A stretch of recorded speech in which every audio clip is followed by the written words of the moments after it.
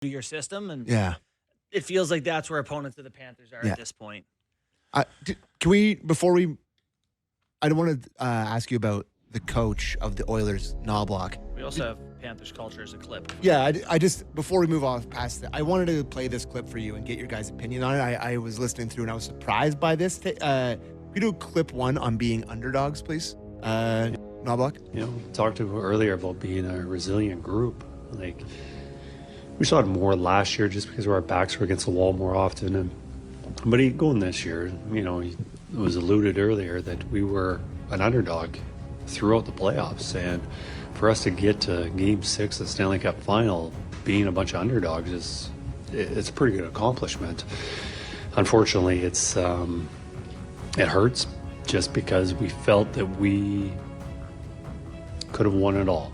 And, getting so close last year and getting so close this year, a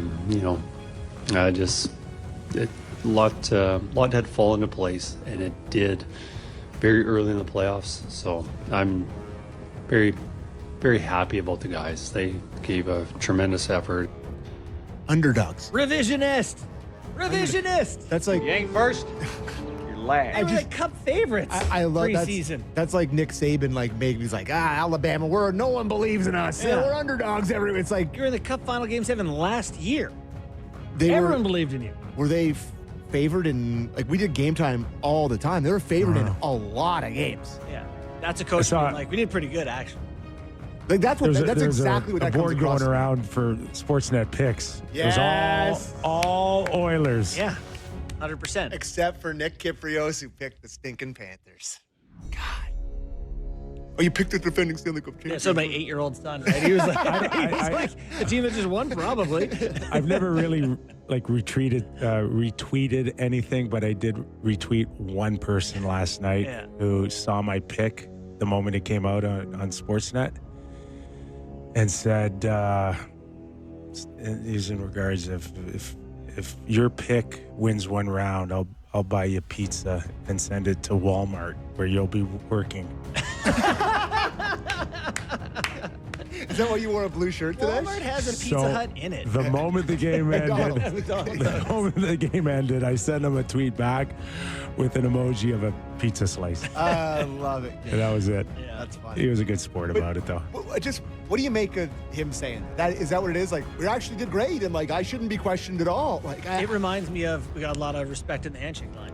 Yeah, it's very eerily similar to me. I don't know. I mean, it's clearly a defense mechanism that kind of kicks in, but I think they deserve credit for a great playoff. It's not reality to sit there and go that we never believed that they could truly beat the Florida Panthers. Come on. Every team they played could have beat them. LA was good. Vegas was good. Dallas was good. They had a great playoff. They didn't sneak into a final here. They went through the front door. Yeah, they steamrolled the Western Conference. Yeah. Right?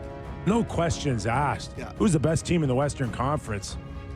Edmonton Oilers. Yeah, but they weren't underdogs. And I think statistically when we did game time, they were it was minus 115 to minus 105. It was a pick-em series in the finals. Yeah. But, Can they get back there again? The Oilers? How do you see them possibly being better? How do they get better? So they need a goalie, right? The Skinner thing did not work. That, by the way, that killed them last night. You can't let in the first goal. No, Reinhart goes forehand, backhand, and chops it over his glove. He's not within a foot of touching it.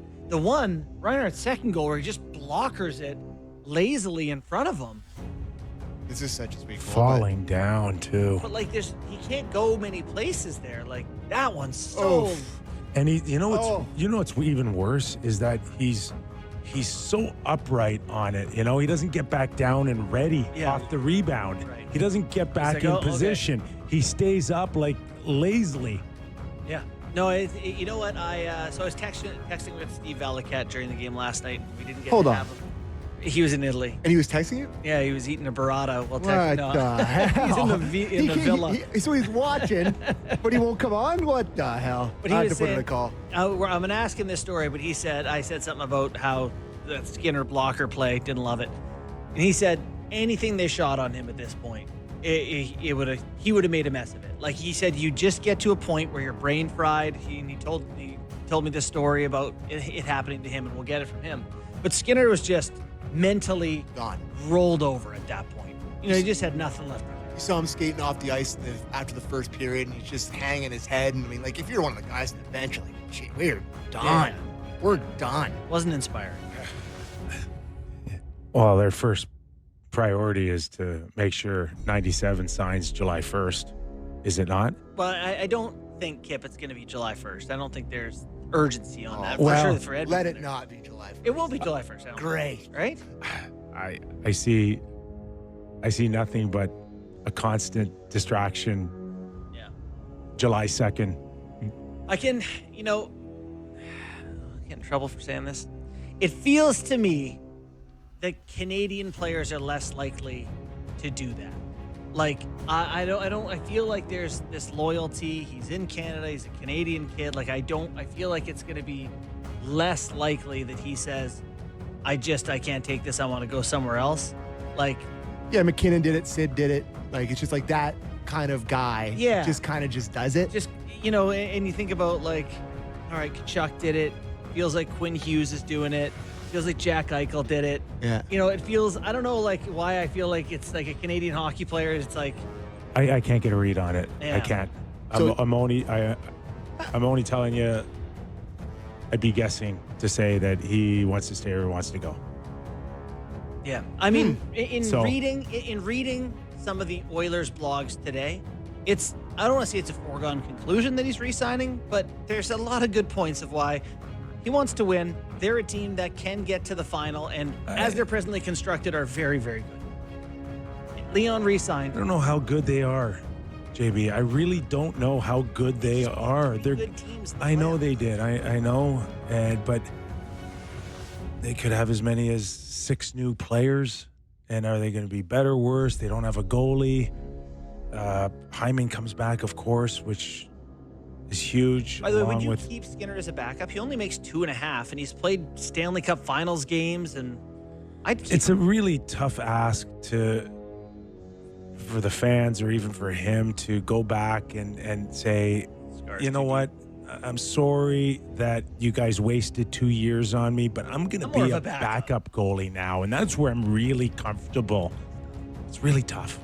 It's tough. Everybody, I would love Skinner as a backup on my team, but on the team where you've been burned twice, it's really hard to twice. look at that. Yeah. And I don't know. I think you just kinda- in 3 or 4 years from now, we could be looking at these 2 losses and saying that's the closest they ever got. And you know what? That's Pickard, the danger of Connor still That's what would terrify me. re-upping, is that your window may have closed temporarily and you might need 4 or 5 years to get back. and also Pickard goaltended just as well as he did, and he only makes $1 million next year. You might as well just, even though he's older, you might as well just